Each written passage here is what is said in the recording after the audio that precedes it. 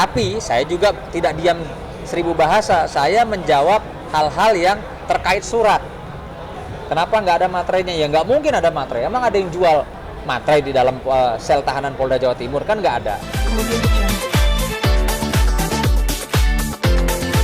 Iya, nggak, ini biar prolog saya. Iya. Ketika saya kena pelanggaran kode etik gara-gara ngejawab. Oke. Bang Sunan menanggapi hasil kemarin, Bang Sunan, ibarat lo kata Mama sendiri kan list dari barang-barang sendiri sudah dikasihkan ke Bang Sunan. Maksudnya sudah selesai nggak sih Bang dari barang-barang yang permintaan Bang Ferry untuk dikembalikan yang dari Vena?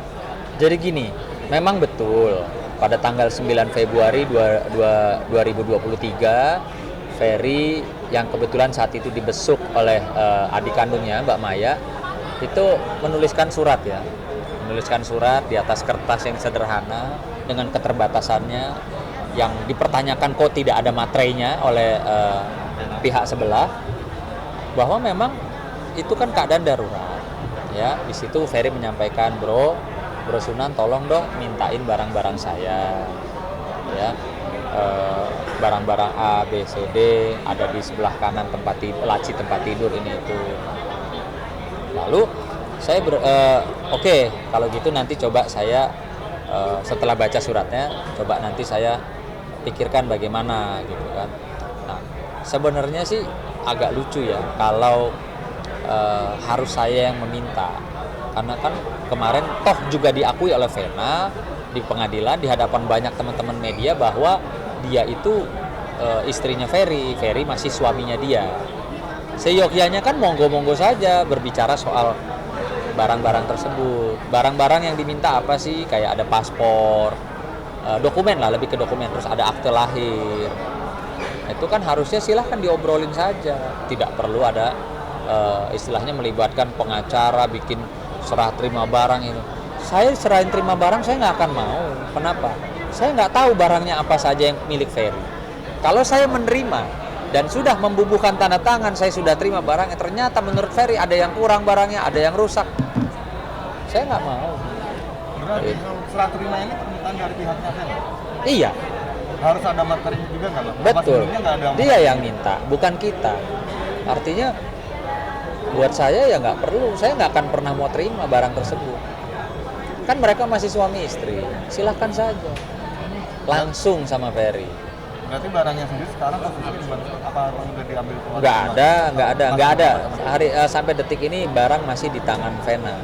Tidak ada di keluarga, tadi saya konfirmasi tidak ada terima.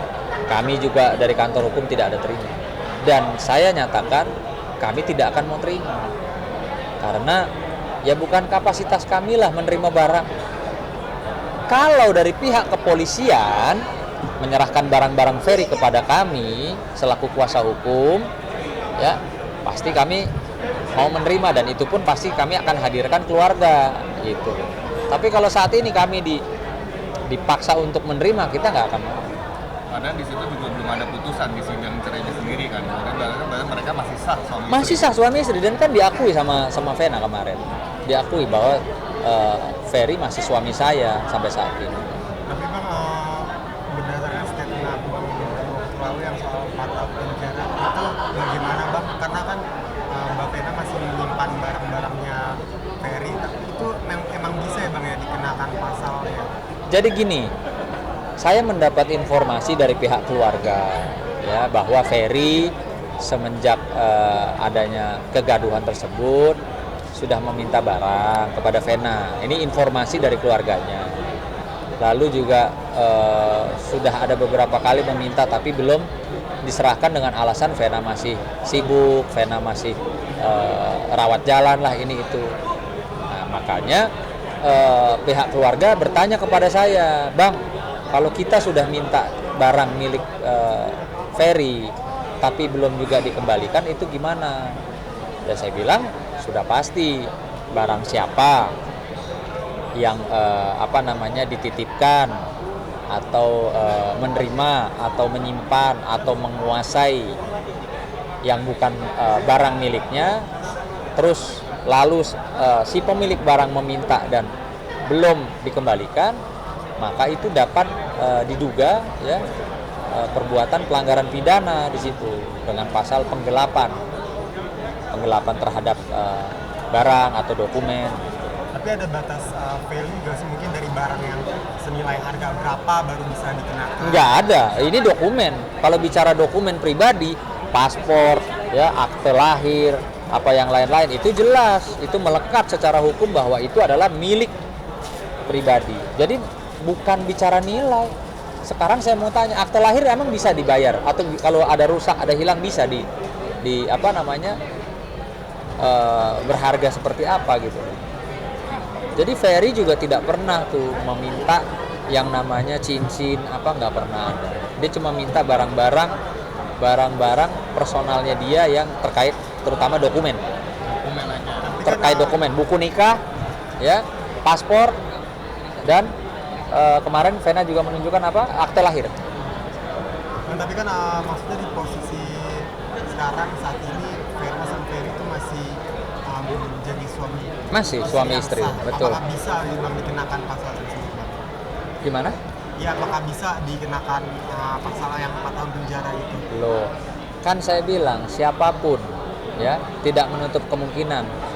Kalau memang orang, misalnya nih, ya, saya diperintahkan untuk mensomasi, Vena, saya somasi, sekali, 2 kali Vena nggak kembalikan, saya bisa bikin laporan polisi. Walaupun masih suami istri. Ada, saya pernah kok ngalamin kasus kayak begitu.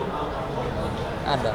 Oh, berarti dari pasangan pun juga kalau masih ada status hubungan. Sekarang saya mau tanya, KDRT penganiayaan dugaannya, Ferry kena nggak?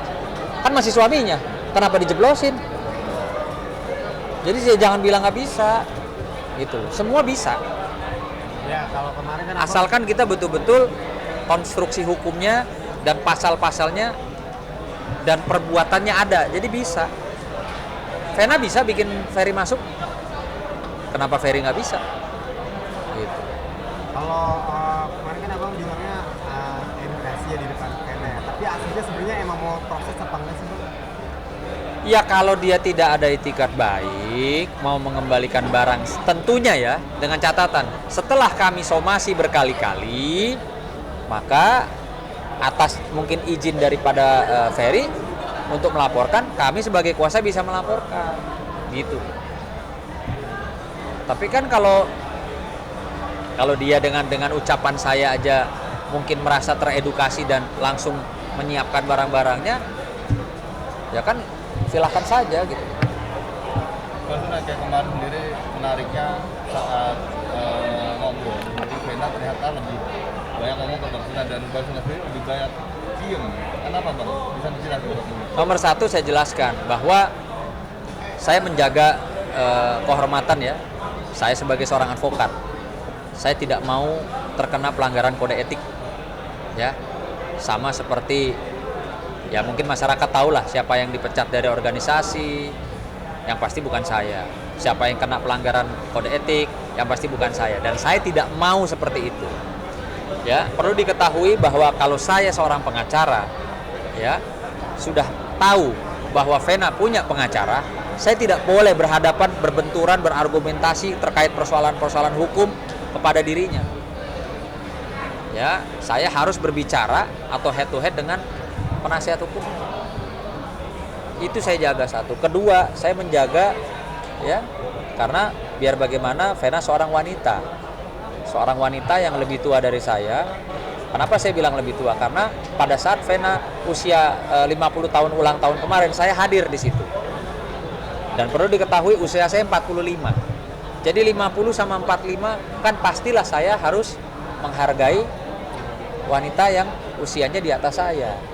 Satu. Kedua, saya juga prihatin melihat bahwa saat ini mungkin saja emosionalnya Mbak Vena sedang tidak kondusif karena sedang menghadapi persoalan dalam rumah tangganya. Diduga Ya, bukan diduga, maksudnya kan ada persoalan dalam rumah tangga, baik itu proses perceraian maupun proses dugaan KDRT. Kan memang kita sama-sama lihat sedang ada persoalan, tidak sedang baik-baik saja mereka berumah tangga. Sehingga saya mencoba menempatkan, oh ya, mungkin saja